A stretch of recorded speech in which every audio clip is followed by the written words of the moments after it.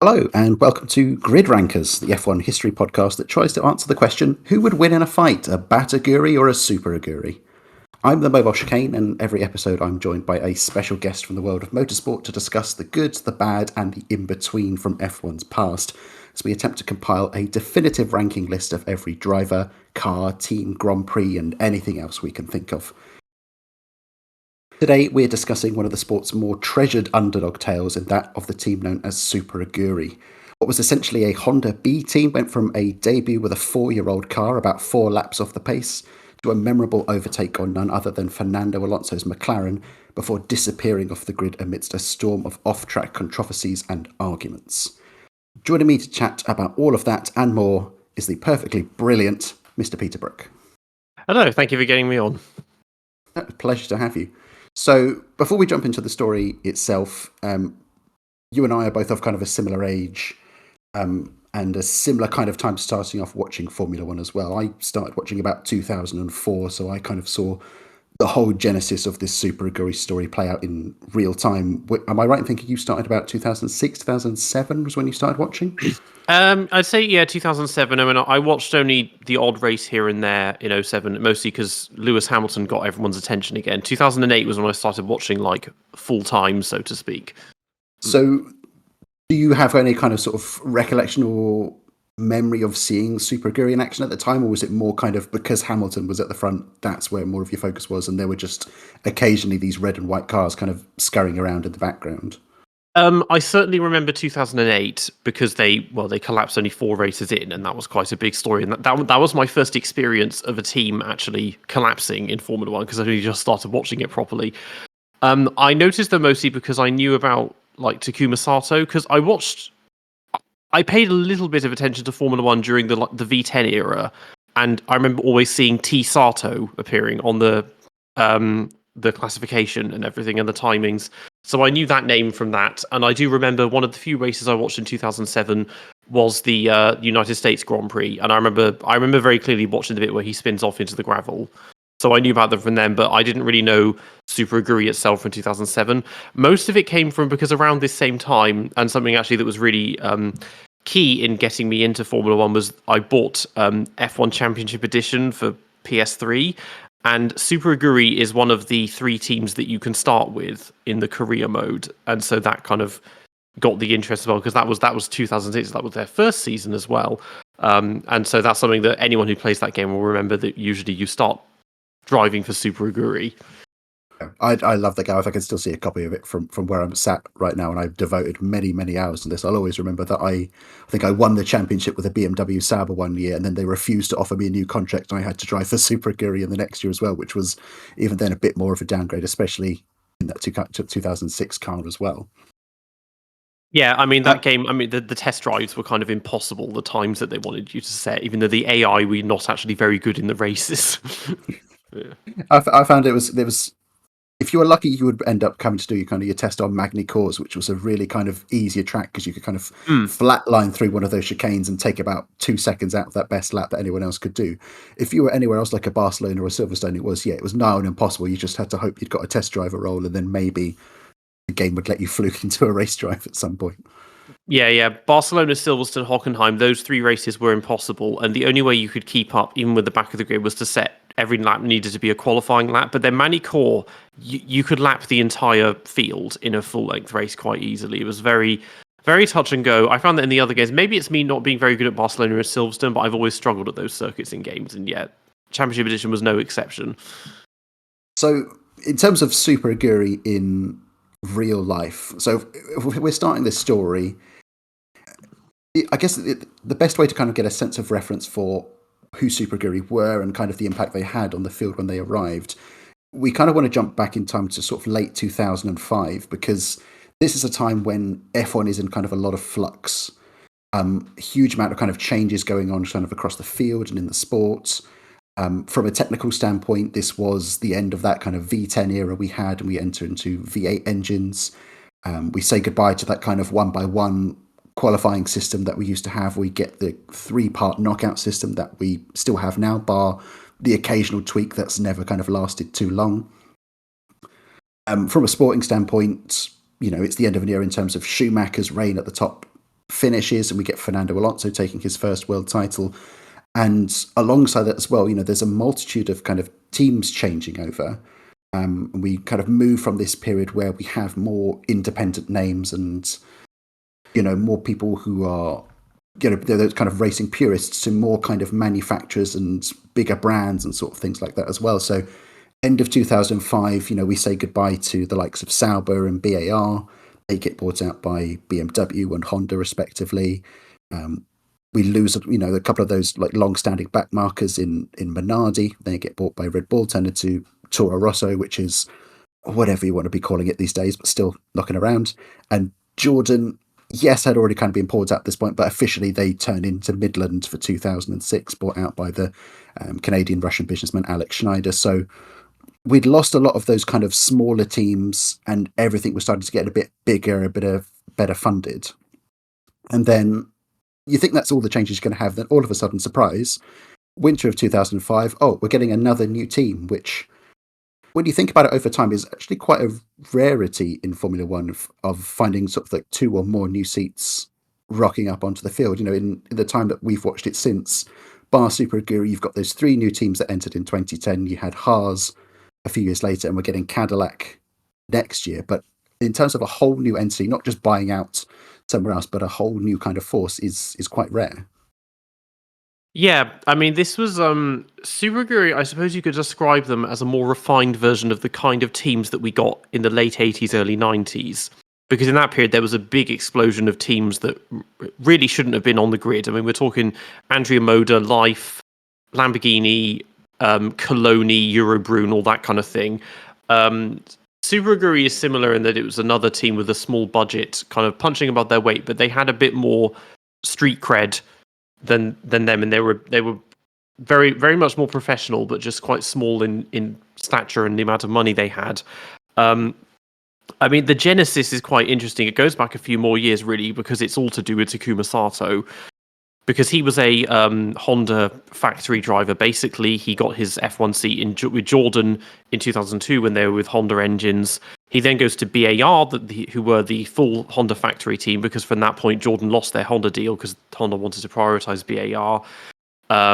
Test driver 2004 has a reasonably good year. He gets 1 podium, whereas Jenson Button gets 10, but still. But then 2005, things really don't work so well because the car is not very good at first. They get in trouble for their second hidden fuel tank. Second half of the season, Button gets points in something like 9 consecutive races, but Sato scores only a single point for the whole season. And they're like, okay, we can't have this anymore, so we're going to get rid of him. But then I guess the board at Honda were like, well, actually, this guy's pretty popular and quite important for marketing, like in Japan and everything. So let's find a way of keeping him. And they was like, well, maybe we should start a second team, like a sort of consider it a B team akin to Toro Rosso, and that was kind of the genesis of how the initial idea of having Super Aguri appeared. Yeah, it was an advantage of them to keep hold of Sato, like you say, very popular, very marketable still in Japan, but also I think they've been summing up for a while now about this potential Honda B team because of the benefits they could have from a technical standpoint as well. You could be training staff in there, trying out new bits and pieces with that kind of junior outfit, and then moving it up to the big team, like you say, like with what kind of Red Bull have done with Toro Rosso as well. So yeah, they needed to find a seat for Sato was kind of the long and short of it. And into the story we get Aguri Suzuki, former F1 driver, decent-ish kind of midfield performances when he was in F1. Famously was on the podium in Japan for La Rousse. But since leaving Formula One at the end of 95, he'd become a team owner in 1997, formed Autoback's racing team Aguri, which saw a lot of success over in Super GT, which is Japan's kind of top tier of sports car racing. They had been kind of talking about moving across to F1 since February in 2005. But once Barrichello kind of signs for Honda in August, the plans for this to kind of become a Honda B team start to set in motion around September time. We get to the 1st of November. They register their intention to kind of enter Formula One. The deadline for entering 2006 was on the 15th of November. They were initially turned down for their spot on the grid as they failed to pay the $48 million entry bond, but reapplied at the start of 2006, received unanimous agreement from all 10 teams over their entry and were confirmed by the FIA to be entering on the 26th of January 2006, which, just to read through that paragraph and then consider nowadays how many loopholes Andretti/Cadillac kind of had to jump through, it's, again, it highlights what kind of a crazy story this is in a way, in terms of how late the application was, how kind of disjointed the whole kind of thing was for them to still be accepted and, welcomed onto the grid. Yeah, it's also it's very late, really. If you think that, for context, it's like it would be like if Cadillac or Andretti got approved to compete this season in Formula One this coming weekend from after when we're recording this. It's like, that's how late it is. And if you think that at that point before then, they don't have a factory, they don't have a car, they may possibly don't have drivers, they haven't got most of their staff. It's really, really short time to get everything done. But things were a little more informal, I suppose. Everything now is quite very heavily regulated in that sense. Suzuki kind of put together a decent kind of background staff for the whole project, which, like I say, it was very kind of last minute addition, so he was quite lucky in a way to be able to kind of gather all these forces together. So you had personnel like former Arrows and McLaren engineer Mark Preston. He joined as their technical director. Daniel Odetto, who's formerly worked with the likes of Ferrari, Lamborghini, Renault, generally kind of in and around racing circles for quite a while. He joined as their team manager.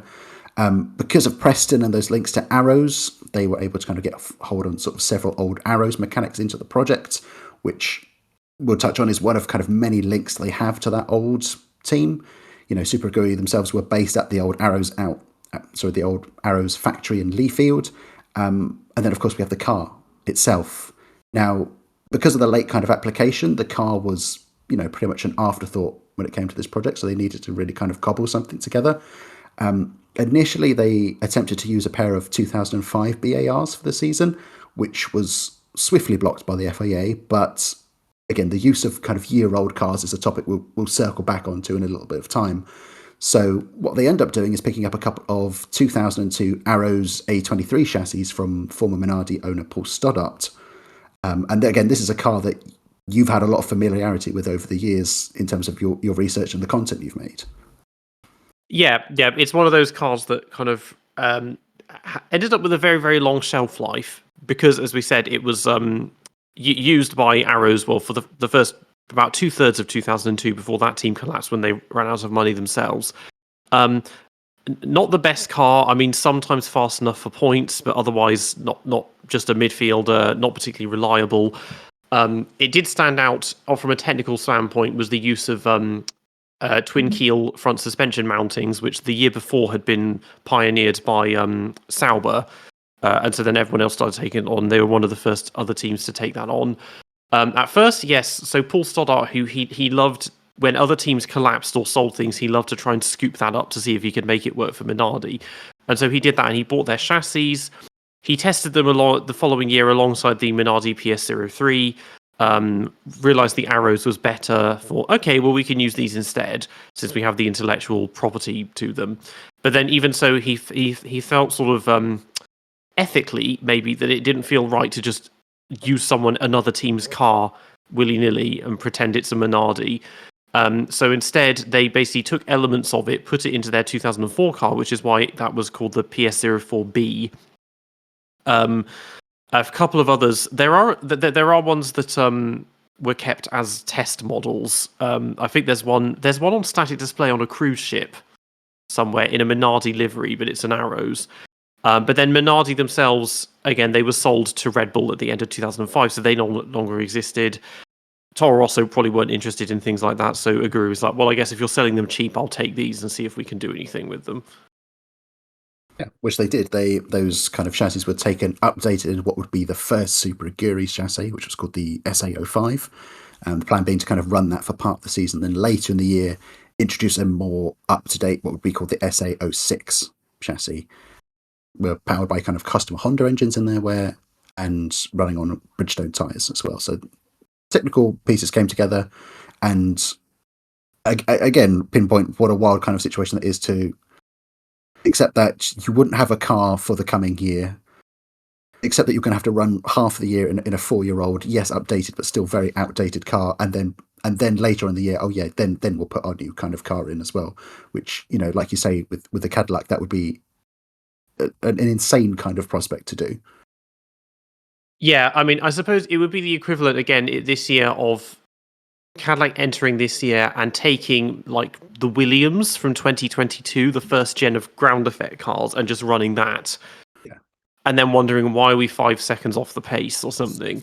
It would be something like that. But the car, yeah, I mean, they tested, they did their first rundown of it at an aerodrome, and then they did manage to take it to preseason testing in Barcelona. But initially, the first car you see with just that plain white livery there was nothing changed except the engine and the gearbox. So they replaced it was originally a Cosworth V10. They put a Honda V8. That obviously they had to then. The main issue they had was that it didn't actually line up with the gearbox very well, so they had to rework all of that, and it was a bit of a bodge job getting the drivetrain to all connect properly, and that meant it had a very high center of gravity as well. Aerodynamically, though, it was effectively the same car. I mean, when they got to races, they did modify a few things, but otherwise, it was just a 4-year-old design in every other way. Yeah, it was a very limited kind of standpoint of what they could do with it. Because, like you say, the first kind of test they did, it was just the arrows painted white, a couple of Honda stickers slapped on it, and then more changes over time. I mean, they had a very kind of limited pre-season test run. The car never ran for more than kind of 10 laps at a time. And, one of the drivers only managed about 40 laps in total. I mean, that's a good excuse as any to kind of talk on who drove the car, certainly at the beginning of the year anyway. So we know Sato was in there. He was the lead driver. He was kind of the driver that the team was built around.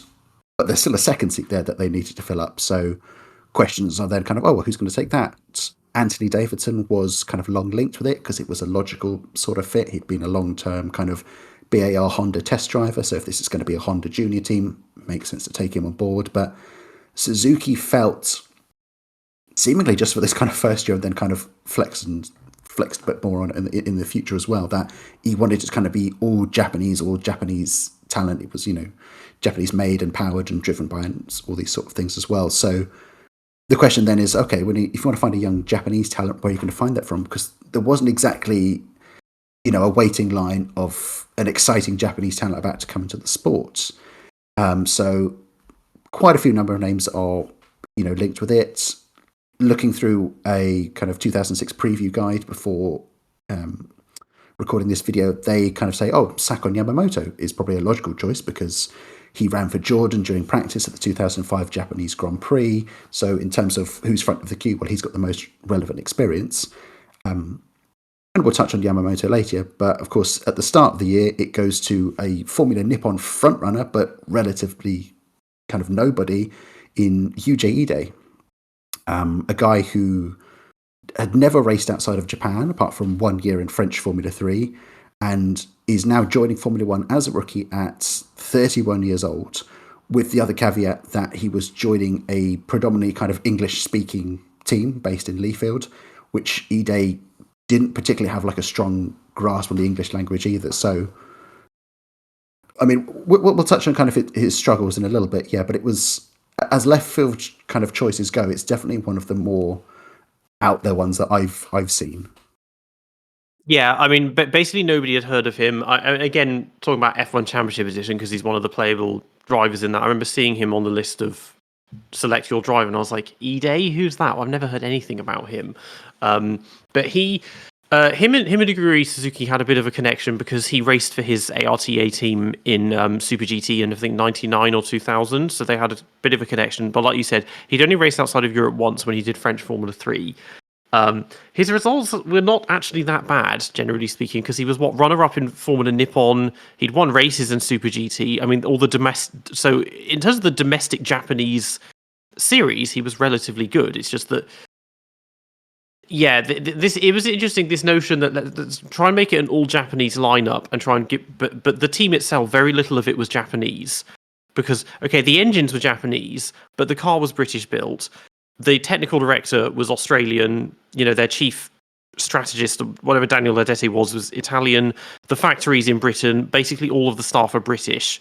There's very little about this team that is actually Japanese, other than the license and who owns the team. Because I think they may have had a smaller factory of some or headquarters actually in Japan. But for the sake of practicality, like Haas is their main ones in America, but they use the one in the UK because all have to have ones in Europe. But yeah, and in terms of drivers, there's not much other choice because Kobayashi was too young at this point. Someone like people like Shinji Nakano and Takagi had been out of the game for quite a while and didn't have much of a street cred anyway. So it was like, I guess we'll just pick someone that we know who's half decent, and I guess they thought, well, let's give Ide a go. Yeah, and as we've seen so many times in the past, having that kind of nationalist approach to a team doesn't really necessarily translate to kind of good results. By the time this comes out, there should hopefully be a video on my channel about kind of USF1 and the whole American-esque kind of approach they had there. So this was, not nearly as kind of bad or pig-headed as that, but it's, it's a sign that just because you want to base your team around one kind of principle, you need to still consider other standpoints for it as well. But jumping back to Super Aguri, so we won't go race by race with these, but it's worth kind of establishing where they kind of start with this journey, because it's going to build up a lot more. They arrive at the first race in Bahrain, unsurprisingly, given kind of the lateness of the deal and how little preseason testing they had. Unsurprisingly, kind of slowest of all. They were about 6 and 9 seconds off the pace in qualifying. Not last, thanks to Kimi Räikkönen having a suspension failure in qualifying, so at least prop them off from having to be on the back. And Sato came home last that day. He was about 4 laps behind Alonso. Ide retired with an engine failure, and has his first kind of mishap in Formula One after he nearly runs over the pit crew during the race as well. More of the same thing kind of across the next couple of races as well. Malaysia, they are I've put down a dizzying 17th and 18th on the grid, brackets owing to multiple engine penalties propping them up again. Sato last, now only 3 laps down. Ide retires. And then in Australia, we get the sight of at least both cars finishing the race for the first time. And with Sato only 2 laps down, albeit mostly because of sort of the various safety cars we had in that race. Now we kind of come up to Imola, which is one of Super Aguri's kind of more notorious moments worth talking about. Both cars at the back again. At the start of the race, we enter the Villeneuve chicane. Ide clatters into the side of Christian Alber's Midland, sends the Dutchman into kind of a series of barrel rolls across the gravel, and that proves the spark that kind of ends the journey of UJ Ide. Initially reprimanded, later benched, and then after that gets his super license revoked. Yeah, it hadn't been easy for him because the preseason testing was the first time he'd driven any kind of Formula One car before. I mean, Formula Nippon cars, they're slower than Formula One, but not massively. They're kind of on par with what at the time would have been GP2 in terms of pace. But yeah, Bahrain in practice sessions, he was spinning a lot. And yeah, in the first race, he actually, in his first ever pit stop, he ran over some of the mechanics. I think also because the car, the big issue seemed to be the gearbox and the hydraulics for both cars, because in Bahrain, I think Sato and the fuel rig wasn't working, so Sato pitted 6 or 7 times in that race because they just couldn't get fuel into the car. In Australia, Ide, in practice and qualifying, was accused of blocking a lot of drivers. He was spinning because, again, it was wet, so that was his first experience of wet weather in practice. In Malaysia, he did actually do an overtake. I think it was on the 3rd lap he passed Montero in the MF1. So that he has that at least. But even so, he wasn't really... I mean, Sato was finishing the races just about, but Ide, the reliability wasn't there. He did still manage to finish, even with, 4 safety cars, he still got lapped 3 times in Australia. But then, yeah, he did this dive bomb right at the start, puts the car in a barrel roll, which is not something we see very often. And they're like, yeah, I don't think this is working because his racecraft is not there. He can't control the car. He's off the pace. And also we can't really communicate with him because Aguri Suzuki said he basically had to be an interpreter between Ide and his race engineer because he couldn't speak any English. Yeah, it's a tale that, again, we'll either touch on another time, potentially on, in this series, or maybe even kind of dedicate a whole video to it on the Mobile Chicane channel. But was he kind of bad enough to warrant being chucked out of F1 by the FAA? Or the other question is, was he just doing his best in, like what you say, was very kind of tricky circumstances to be thrown into? It's one of one and half a dozen of the other. But the FIA, they kind of gently recommend, why don't you just pop Ide on the side, and why don't you put in your much more experienced and clearly better third driver for the outfit, a guy by the name of Frank Montagny. I'm always going to butcher that name, especially any kind of French name. I'm always going to kind of butcher when it's trying to pronounce it. Montagny, who'd been around kind of F1 circuits for a little bit longer, he'd previously been Renault's third driver and then moved across to Super Aguri, and he gets into the car and was immediately a lot kind of closer to Sato's pace. Wasn't better than him, but certainly within kind of a few tenths of the car. He was in the car then for kind of the next 7 races. There were rumours of another Japanese driver, a guy in GP2 called Hiroki Yoshimoto, jumping into the car, but for whatever reason that didn't kind of come about. But all the kind of focus really at this point in time is getting the SA06 ready, and the team kind of meander through these next few races. There's not, from what I can, a huge amount to be chatting about other than kind of a copy and paste of what we've discussed already, in that the Super Aguris, they're qualifying at the back and they're either getting lapped many times in the race or they're just retiring from the race. Is that fair? Yeah, I mean, pace-wise, they can't really keep up with anybody, because even in the even in that Imola race, I mean, Ide had to retire with that crash damage, but then Sato himself had a gearbox failure or something later on. So yeah, reliability was just very, very bad. I mean, Ide himself, upon reflection, I feel like maybe revoking his super license was a bit extreme, because there's a lot of drivers that you think, oh, we should have done that with them, and that never happened. I think, yeah, just benching him is fair enough, but then it's like, oh no, you can never come back to Formula One. It's like that's a bit much. I mean, he was making mistakes, but then you think he had very little testing time, and communication was difficult, and the car was not exactly an easy one to drive. It's hardly surprising that, yeah, Sato was just about making it work, because he had 4 years experience in Formula One at this point, and he knew Honda Power, he knew the team and everyone, so he was always going to do better. But then Frank Montagny was a bit of a random choice. If you think that, okay, he wants this all Japanese lineup, and then he just picks this French guy who, for the third driver, who has done a little bit of testing for Renault and Jordan, but otherwise is mostly known for Le Mans and sports cars and stuff like that. It's like, what connection is there to Honda here? I'm still, I mean, unless he brought lots of sponsorship, it's like, it's just really a very random choice. Yeah, it was quite out there, and I mean, in a way, good that this was a guy that at least got his Formula One chance. He had been heavily linked to Renault at the end of 2004 when they fired Trulli, and they ended up hiring Villeneuve instead. That's a story for another time, but that would have been great if he'd got better opportunity further up the grid there. But yeah, I mean, at least the guy can kind of say he got some races in Formula One, but it was a shame for him that it had to be kind of in that SA05 when a better car was kind of on the horizon. But it wasn't earmarked for him. It was earmarked towards another Japanese driver who would be stepping into that seat very soon. Just before this Silverstone, we had Sakon Yamamoto comes back into the picture to become the team's new third driver. And then at Germany, he replaces Montagny in that race lineup. And we get the new SA06, which, completely overhauls the aerodynamic package that they had. You've got a new aluminium cased quick shift gearbox, upgraded rear suspension, and arguably most importantly, a new livery as well, which, yeah, that kind of swirl of kind of red and white in the car, I've always enjoyed looking at. Yeah, it's very pretty. It's basically a better version of Toyota's livery, just the red and the white again, the sort of the national colours of Japan. But yeah, Toyota's never really landed, but this did. I mean, you can see again the logo here, the kind of tribal swirling thing. I mean, they improved that a lot with the SA06, because the SA05 was a bit more white with just kind of white stripes and everything. The SA06, yeah, they changed basically everything. I mean, they kept a couple of things. So it has the twin keel suspension stayed the same.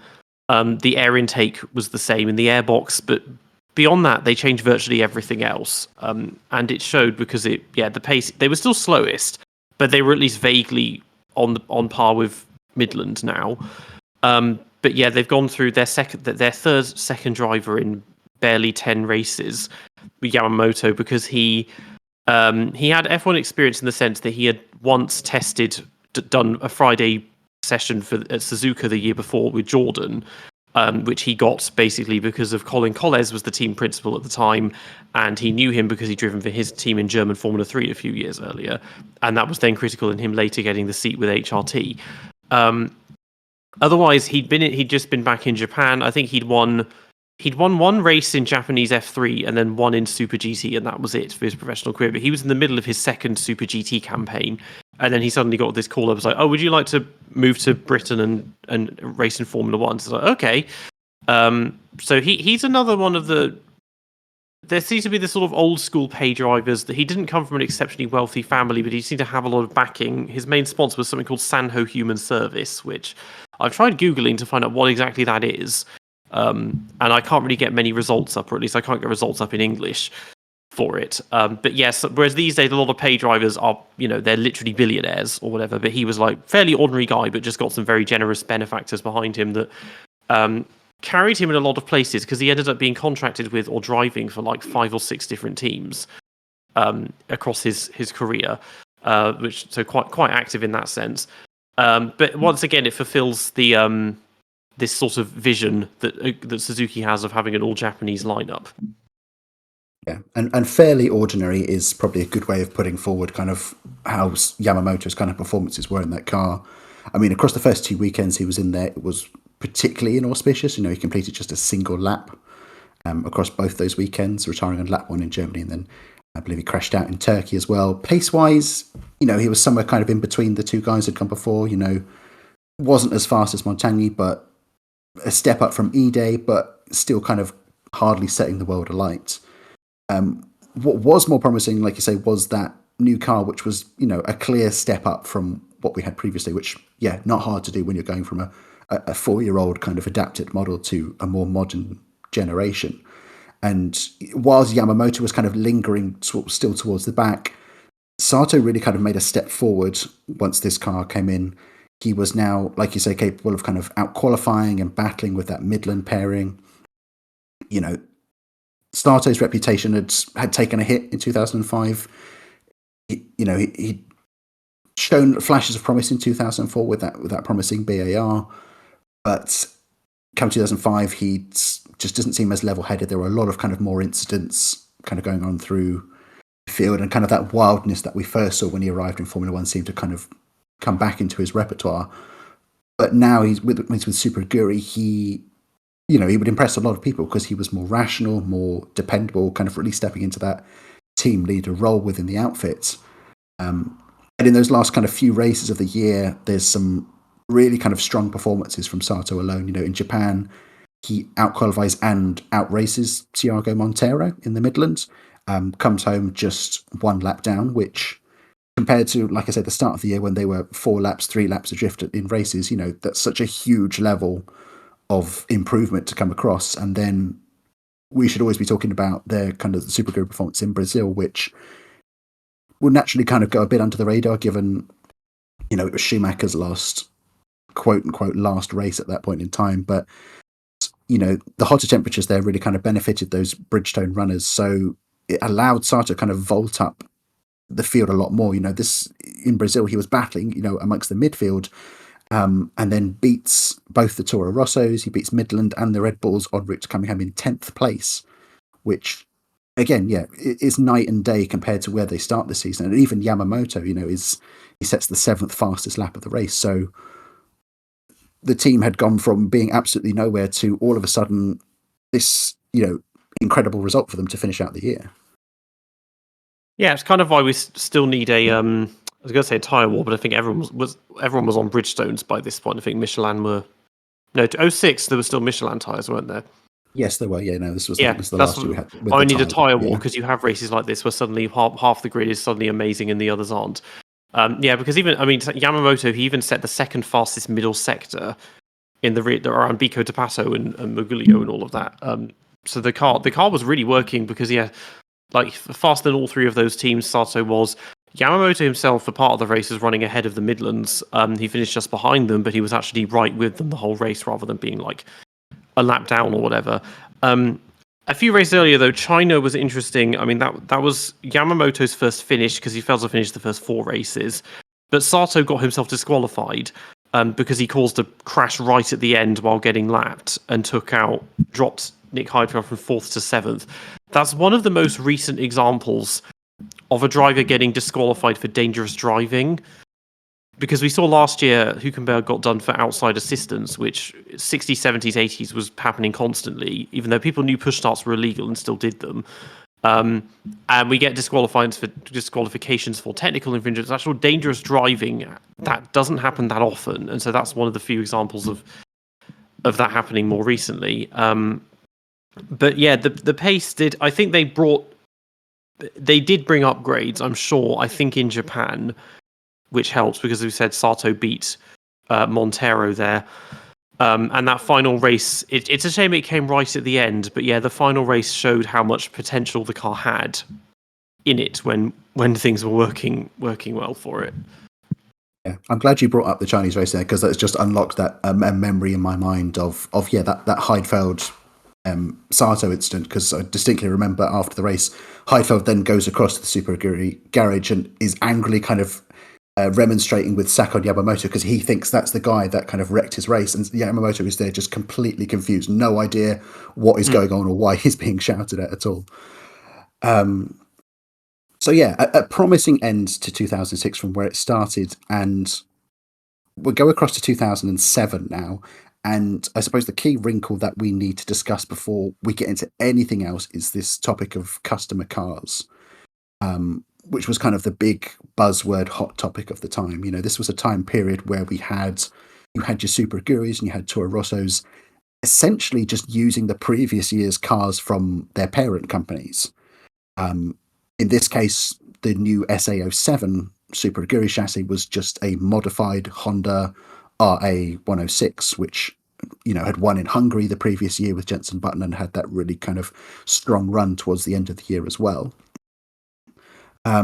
Yeah, customer cars is an interesting topic to kind of touch on. You know, I'm coming from a background where, you know, I watch MotoGP kind of currently with Formula One, and that kind of practice is very common and expected over there. You know, you have 4 or 5 bike manufacturers who then dish out those bikes to various teams, and some are running the current spec, some have a year-old, and sometimes even 2-year-old kind of bikes are being run throughout there. But in Formula One, you know, it's a practice that a lot of teams started out the way. If you go back to kind of that 60s and 70s era, you know, a team like Frank Williams was a customer car operation originally, you know, buying off the shelf March chassis with a Cosworth engine, plugging in a driver, and then just kind of going racing again.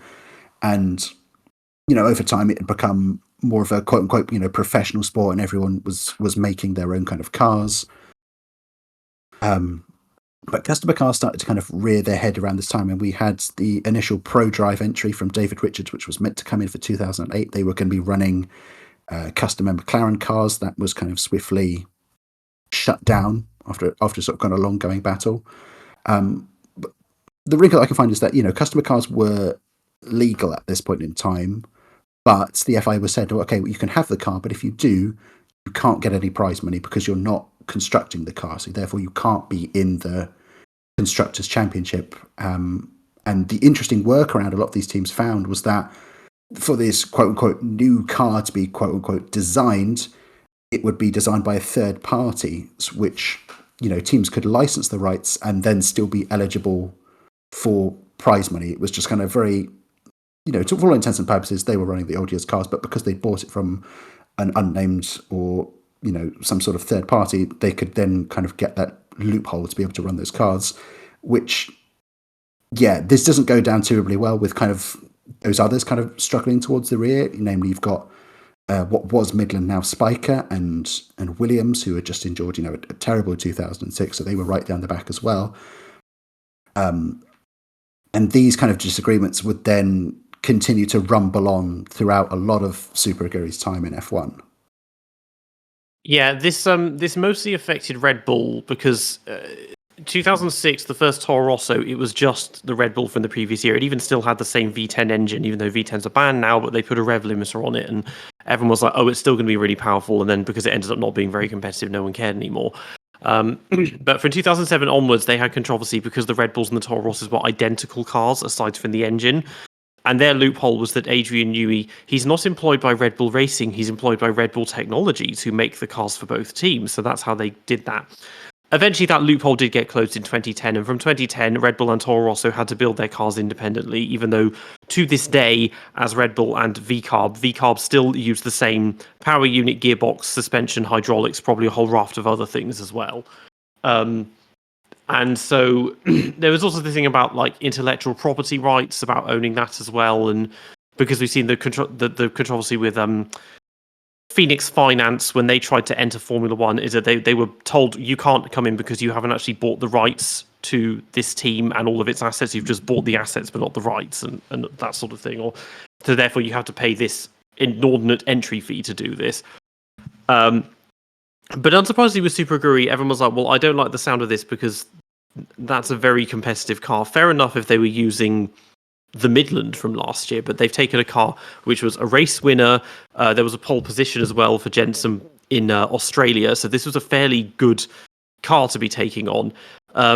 It also, yeah, I guess that they must have planned that in advance, because otherwise you'd be thinking, oh, we spend all of 2006 designing our own car, but then I suppose it's like, well, it's faster and cheaper to just buy someone else's, probably from our parent team. So that's where you see that real connection, that it is very much the B team, and it becomes very similar to the way that Red Bull and Toro Rosso operate. Yeah, it's a tricky grey area, and I think even if you look at it, maybe something like it nowadays, from a sporting standpoint, you want to see as competitive a field as possible. So if this is the way that you can have that, then you can kind of be more flexible with that. But at the same time, it takes away a bit from the legitimate nature of the sport, in that, yes, you used to be able to buy these cars, but now it's on you to be making that and doing the best job that you can with your resources. So, but like you say, it was a very good car for them to be taking hold of. And, because of that, there was a lot of optimism around Super Aguri going into 2007, a substantially better car, a lot more kind of preparation for the year ahead than they'd had the previous winter. You have Anthony Davidson joining the team, which is in any way you look at it, is a substantial upgrade on any of that kind of previous year's trio that sat in the car. And the partnership with Honda really strengthened over the winter as well. They were now allocating a lot more research and development kind of resources towards Super Aguri. Much like last winter, they kind of basically just ran an old car with a different livery on it. They essentially just ran the RA106 across winter testing, and it wasn't until the day before practice in the season opener in Australia that we actually saw the SA07 get unveiled for the first time. And, it was immediately really fast, as we might have suspected. It was amongst the midfield in practice. Davidson is as high as fourth practice in final practice before qualifying. We then get into qualifying itself. Both cars get into Q2 for the first time. And then Sato does the unthinkable 12 months previously and gets into Q3, which is partly thanks to Massa crawling to a halt on track with his own kind of issues.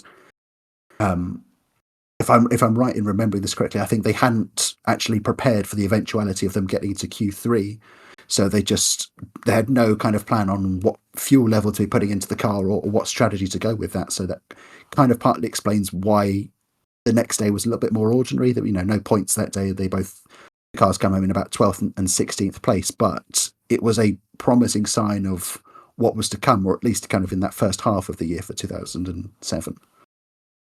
I think Honda must have been a bit balked by this, because they were being beaten by their customer team using one of their own cars. And they probably looked at it thinking, should we just run our old car if it's faster than our new one? I don't know. That was a very interesting situation, because the closest we've gotten to Toro Rosso beating Red Bull was in 2008, but only at the hands of Vettel as well. And you'd say, well, it's because the Ferrari engine's better than the Renault one, but otherwise there's always been this quite clear gap that Red Bull's always been top three teams, and Toro Rosso have always been lower midfield backmarker kind of deal. I can see why people were just a bit funny about this, because it's like, well, it's not their car, it's someone else's car, and they're doing this well with it, even though it took a lot of fortunes to get them to Q3. So on pace, it's still not ready for for points, but it's still considerably better than what they had the year before. Yeah, and like you say, it was a lot of egg in the face for something like Honda seeing their junior outfit doing what they were doing, and that is something that will crop up in the latter half of kind of 2007. So yeah, we get more of kind of the same performances from them in like the likes of Malaysia and Bahrain. One car can get into Q2, the other fails to. Double finish in Malaysia, double retirement in Bahrain. But then, and I've put this in all caps here, Spain. Both Super Aguris get into Q2, and then we have a particularly kind of frantic race day. Several accidents and retirements go. We lose a lot of kind of those more regular point scoring contenders like Raikkonen and Ralf Schumacher, and the Renaults go out. And Sato just eases through all this kind of chaos and comes home in 8th place for Super Aguri's first ever point. And it's important to remember this is an era where it was just the top 8 that were scoring points at this point in time. So huge achievements. The team vaults up to 7th place in the constructors with that point, ahead of Honda. And again, more embarrassment for them with that. Yeah, this one, he got lapped right at the very end, so you can see him celebrating because he crosses the line just after Felipe Massa, who won the race.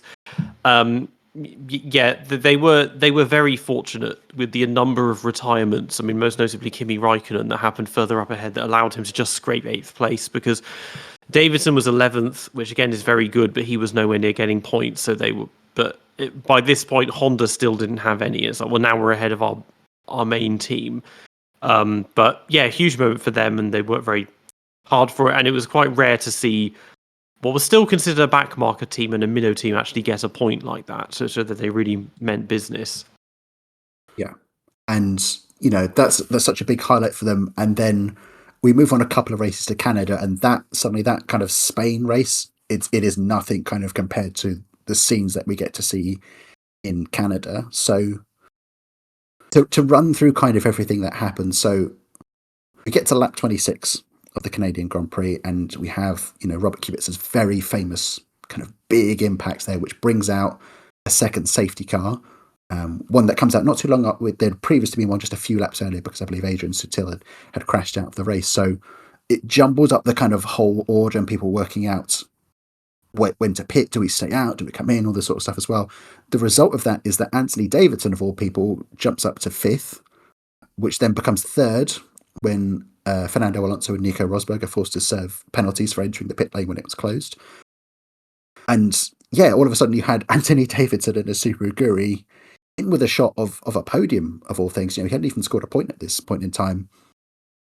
Famously, of course, that then goes begging in, I think one of F1's most iconic scenes that I don't believe was ever actually caught on camera.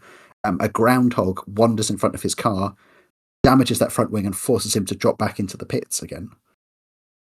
Yeah, and and the team weren't ready for him as well, because they weren't. He was lucky that he was just in front of the pit lane, but he didn't have time to tell them, "Oh, I'm coming back in." At this time, and we saw this again with some of the chaos it created the year later in 2008. There was this.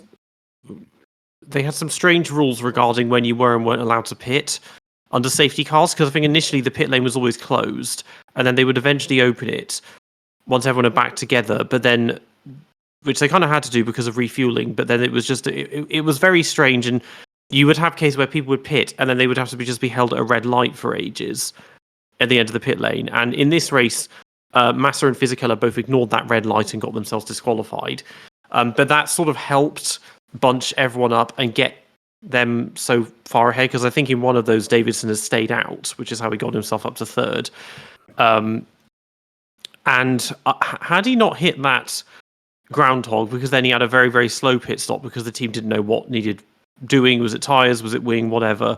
I don't think he still would have finished on the podium, but he would have been, 4th or 5th or something like that. Because it meant that it took away. He never scored any points all season, and that was his greatest chance to do so. But then Sato certainly had the pace. That last stint, his tyres are really working. He famously passes Alonso, who Alonso maybe kind of let him through because he thought, well, I don't need an accident here, and the car's not working for me, so I guess I just need to try and salvage points wherever I can rather than risk crashing out. Yeah, like you said, yeah. So Sato was in the points, had to make kind of a later stop, which dropped him down the order. But then, like you say, we have Master and Fisichella getting black flagged, Weber and Barrichello pits. You have the likes of Liuzzi and Trulli crashing out. So again, it's a little bit of luck on his part for all these incidents and other things kind of happening in front of him. But he still gets back into the points, and then from there, with better tyres, he's able to catch and pass Ralf Schumacher. And then, like you say, 3 laps before the end, gets past Fernando Alonso, which, yes, there are a lot of kind of caveats around it in terms of how impressive it was because of where Alonso kind of was in the race at that point in time. But it's still, for me, a very kind of iconic moment that's kind of burned into my consciousness is seeing a Super Aguri passing a McLaren, of all things. Yeah, again, scoring points make them stand out against minnow teams, but also passing the fastest car on the grid is not something you ever really see in any other circumstances. I mean, the close examples of that, I think, things like 2001 Arrows, Bernaldi held up Coulthard for like 40 laps at Monaco. I think he also made some moves in 2002 against Schumacher in Sepang in the rain at the start. But otherwise, you don't really see them ever being in a position. And I think it fell because the race had 4 safety cars, and because he was on brand new tyres right near the end, so he had the pace, and he got very close to Raikkonen at the end as well. There's only a few seconds behind. So if it had gone on for a couple more laps, he could have taken 5th from him as well. Had he done that, he'd already inadvertently denied Alonso the championship. He could have then denied Kimi the championship as well with that maneuver. That is a ridiculous kind of prospect to think about. I never even considered that. But, from this really big high, unfortunately, this is kind of where both the season and the whole kind of story of Super Aguri just begin to tail off a bit. To look at matters kind of going off track.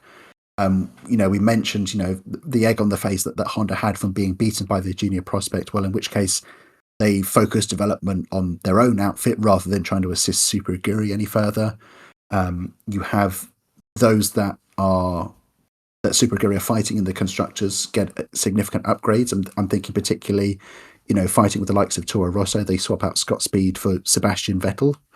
And both of those kind of prospects allow them to kind of then start vaulting Super Aguri in the constructors. And Super Aguri are kind of powerless to stop that, because this is the harder part of the story, is because they had a lot of kind of financial struggles in their time, which kind of signify the end of what they would be. And I think we remember that kind of those really big standout moments, but you forget the kind of struggles they had just to keep afloat for as long as they did. To look at it from a financial perspective, so they lost a lot of money throughout the year. So one aspect was that at the start of the year they signed the well-backed Dutchman Guido van der Garde as their third driver, who then very quickly jumped ship across to Spiker not long after. So they're losing a lot of the kind of the backing and sponsorship that could have come from that.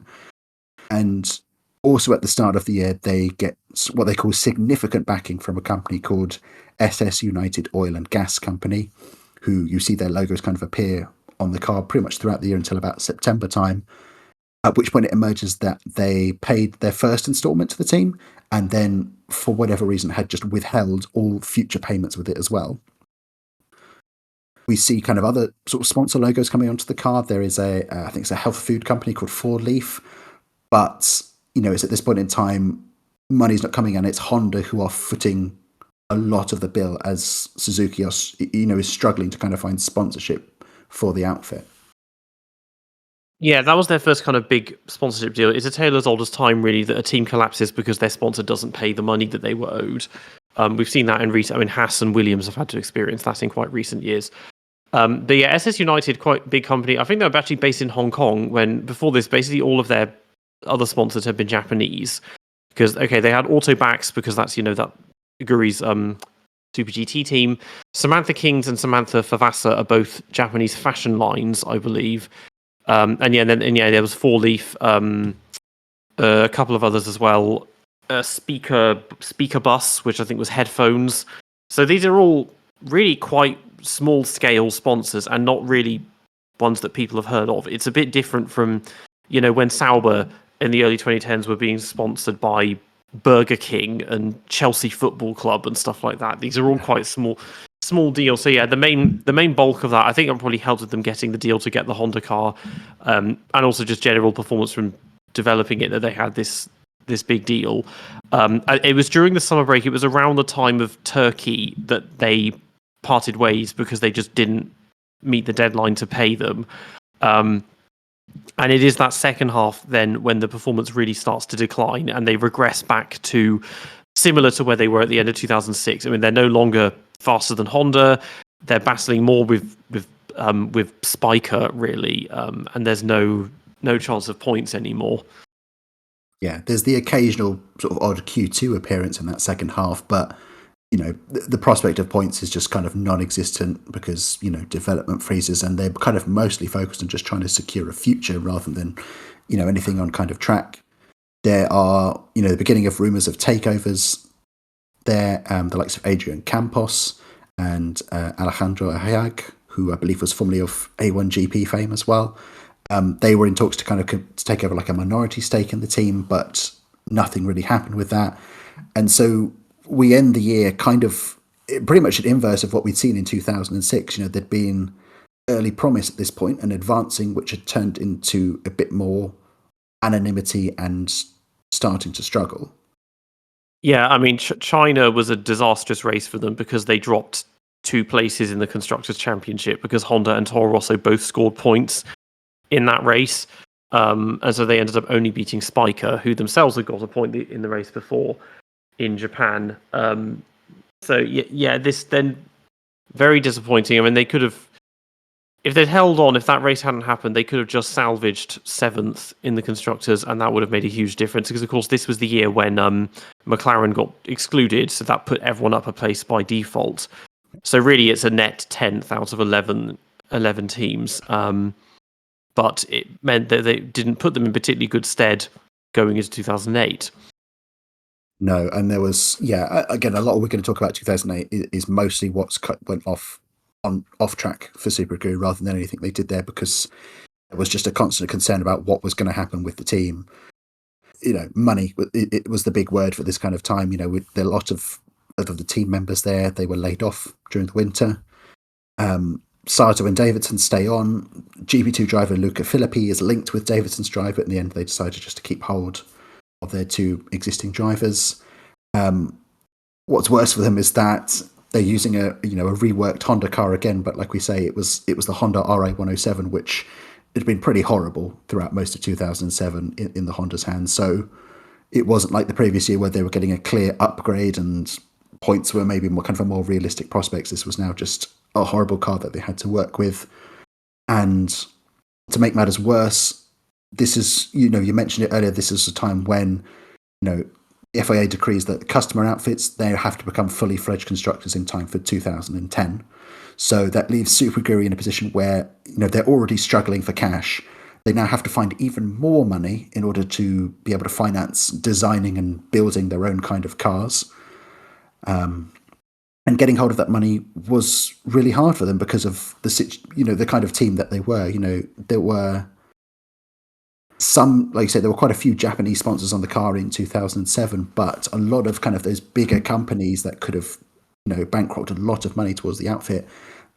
There's not a lot of appeal in sponsoring what's essentially just a very small, predominantly UK-based customer team, which leaves just selling the team as kind of the only real option for them. And as enticing a prospect it is for, to try and buy a Formula One team, there's a lot of loopholes you have to go through with that, and you've got to find the right kind of people who offer the right kind of support.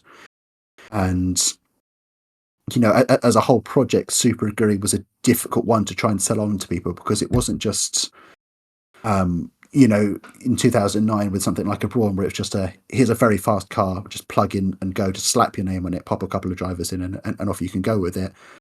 This is an outfit that needs a lot of investment and a lot of development to get it moving forward through the field. Yeah, I mean, there had been some attempts, I think, by Honda to bring Super Aguri back into the fold a bit, because James Rossiter had been doing some testing for them in 2007, who was Honda's main test driver, and then he actually tested for Super Aguri in pre-season testing in 2008. So they allocated time for him, and he spent the rest of the year after they collapsed with Honda, and he was apparently quite important in the development of the Brawn GP car as well. So they're trying to bring them in, but yeah, they kept some of their sponsors. I mean, Samantha Kings was still there, and Speaker Bus, and some of the little ones. There's the 4 races they did performance-wise. There's not much to say because they were basically basically on par with Force India, maybe a bit slower. Who the year before as Spiker they were comfortably beating. One thing that stands out: the final race they did in Spain, they changed the livery, and I'm not entirely sure why that is, unless that because they'd lost all their sponsors by that point. They went from that, a lot of the red had gone, and it had become more of a sort of bare white kind of deal. But that showed it was on its last legs, and I remember this very vividly at the time because I'd only just started watching F1 properly, and I was still learning everything and who the drivers and teams were and all of that. That they did actually turn up at Turkey, but were turned away at the gates because Nick Fry in Honda was like, "Oh no, they're not paying us anymore. They're not making money, so they're not allowed to race." And it's like, that one's interesting because it's. I get that it's the B team and there's a close connection, but it's still a separate team and still a competitor telling you you're not allowed to race now. You can't come in here. I can't really picture Red Bull doing that to VCarb, for example. That would not go down well. No, and it was unfortunate for Super Aguri because there were, a couple of instances in this off season where it looked like actually everything was going to be fine. It would be sorted. In March, you had the automotive consultancy called the Magma Group, led by former Maserati boss Martin Leach. They entered talks with Suzuki over a takeover deal. Leach had a lot of kind of investors lined up to buy into the team. And, before the start of the season, it was announced, we've agreed a deal in principle. Honda are going to continue providing technical support and engines. All seems fine. But then we get through that kind of opening trio of those flyaway races, and it becomes very apparent that this Magma Group, they're not going to be able to purchase Super Aguri because there's the global financial crisis going on that's taking a hold. A lot of Magma's investors were involved with Dubai International Capital, who were attempting to buy Liverpool Football Club at the time. And so, the notion of trying to say, don't buy Liverpool Football Club, buy into something called Super Aguri, it's just never going to happen. The one kind of light glass savior sort of that we kind of see is there's a German businessman called Franz Josef Weigel, but he doesn't have the backing to run the team across a long-term future. He could have taken over and kind of negotiated them through to the end of the season. But the problem was that, Honda had footed the bill for a long time for Super Aguri. There was apparently around $100 million worth of debt that Super Aguri were owing to their kind of parent company.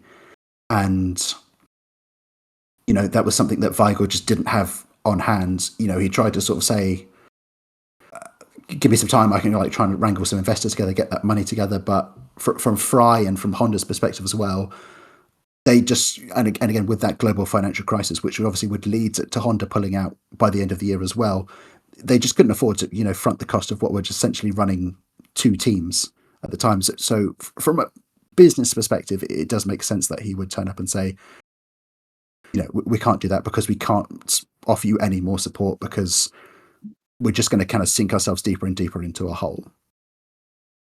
Yeah, I mean, it really wasn't a brilliant time to be investing in something like Formula One because it's easy to forget how much it affected everything. Actually, the financial crisis in terms of teams threatening to pull out, and there was that the FIA photo dispute was connected with this as well because we lost Honda, and then the following year we lost both Toyota and BMW. So this is when we saw the decline of manufacturers in Formula One, when there been an explosion of them in the 90s and 2000s. And these days we have engine suppliers, but otherwise it's Ferrari. I mean, I don't know if you would count McLaren as a manufacturer in the same way, but other than that, just running through the grid, I feel like the rest of Aston Martin, but that's kind of in name only. It's not really the era of manufacturers anymore. So it seemed kind of odd then that 2 years after that we got 3 new teams that did actually manage to join. I mean, albeit with tiny budgets and barely lasted 5 years, kind of showed the position they were in. But it meant that the team itself was gone, but everyone found things to do because, I mean, Aguri Suzuki, he just goes back to Japan to continue running ARTA, and then he did later have his own Formula E team for a couple of years. But Sato and Davidson, that was the end of their Formula One careers, on track at least. Sato, he did a test drive for Toro Rosso at the end of the year, hoping to get a seat for 2009, but was denied that. Which it was disappointing at the time, but it makes sense because it's like he's got no connection to Red Bull. He's not a junior driver. They were always going to. The logical thing was to give it to Buemi, even though they decided to keep Bourdais on for another year, who'd kind of come out of nowhere and been very underwhelming from his 4 champ car titles.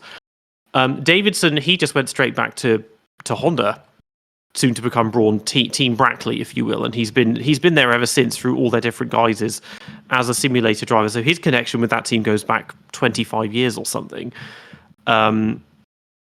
So they all, James Rossiter, he never got an F1 seat, but he did testing. He did a lot of Friday drives for Force India around 2012, 2013, and then he now runs. I think he still runs a Formula E team as well.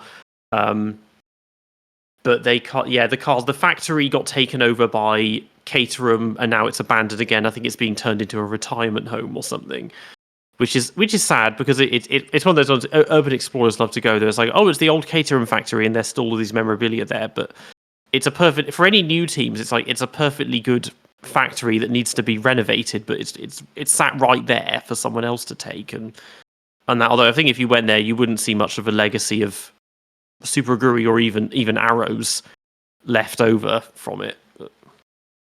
Yeah, I can't imagine there's unfortunately a huge amount left there in terms of nostalgia for what you can see in that factory. But yeah, like you say, Turkey is the end of the story. Not long after that, Suzuki, withdraws from Formula One, and the big thing that he cites is that breach of contract from SS United, which drops all that kind of financial backing from him.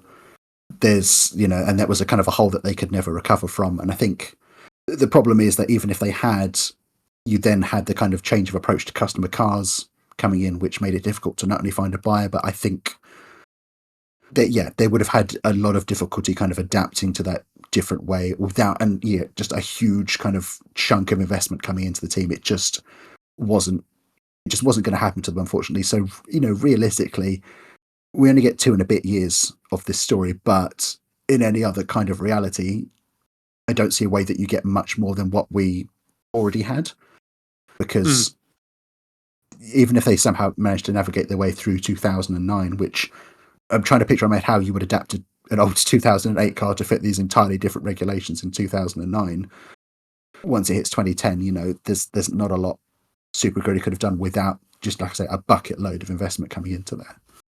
Yeah, I think it's extremely unlikely they would have made it past the end of 2008, because theoretically, without the sponsorship problems, they could have seen out the whole season. Who knows how it would have gone? I mean, maybe they could have scored a point or two. They could have at least beaten Force India, but nobody else. But yeah, that transition, Honda themselves pulling out, that would have spelled the end, because they would have then had to find, like with Brawn, they would have had to find new engines, new owners. Brawn only just made it, and they were the main team, and they knew, we've got a really good car, we've been developing it for a long time. I don't think there would have been such interest in trying to get Super Aguri involved as well, particularly if they didn't necessarily have any plan. I think they knew that because the customer car ban was coming in, that they were probably preparing to have to try and design their own car, but how far they would have got with that, I don't know. So I think it would have been one of these unraced projects, similar to Toyota's 2010 car that never got raced, or there's that scale model of the 2017 Manor that never got built. It would have been something like one of those kind of Easter eggs, I think, of this prospective 2009 Super Aguri. So either way, they wouldn't have been there more than 3 years without basically being bought out with new engines and probably an entirely new identity to become effectively a new team. Yeah, absolutely. So yeah, that's the end of the story, if you like. So I suppose now is a good time for us to kind of think about maybe some of our kind of closing thoughts, and then we can discuss a little bit more kind of where they stack in kind of the order of all things. For me, they were almost kind of like the last, little underdog or backmarker minnow that we had to kind of enjoy at the time. We just lost the likes of Jordan and Minardi, and Super Aguri did a really good job filling up that kind of void of sort of just like someone to cheer on during the races who wasn't kind of your own team or your own driver that you were supporting that were more at the front of the field. Yes, there was backing from Honda, but they were still a very, very small outfit. And it was, for me, particularly exciting to see such a small outfit competing at a time where manufacturer presence in the field was arguably probably at the largest it's been. And we're maybe just kind of coming up to a second boom in 2026 when we have Audi and Cadillac, Ford, Honda, all these sort of things coming into the equation as well. Super Aguri were kind of, whilst, yes, we did kind of get those new teams in 2010, they were never able to kind of take it to the big boys in the way that Super Aguri was able to. Yeah, they and again I've said this before, is that they stood out for punching above their weight because they got the points and the famous move on Alonso. It's something that there are so many other teams in a similar position that have none of that, and they're usually famous for the bad things, which until that point and for most of 2006, that's what they were famous for. They were famous for E-Day and the barrel roll and everything else like that. So yeah, they were able to punch above their weight, although a lot of it because they were quite lucky in that, they had access to a very competitive car, even though that deal was a sort of double-edged sword because it led to their downfall in 2008, that suddenly the car they had was awful. But it makes them, it does make them stand out compared to, as I said, the early 90s teams who everyone is known for having either cars that were terrible or fell to bits, or being owned by people who had, connections to the criminal underworld in some way, or that kind of thing. So we reached the end, and this is normally where we'll do, the official ranking of everything that we've discussed.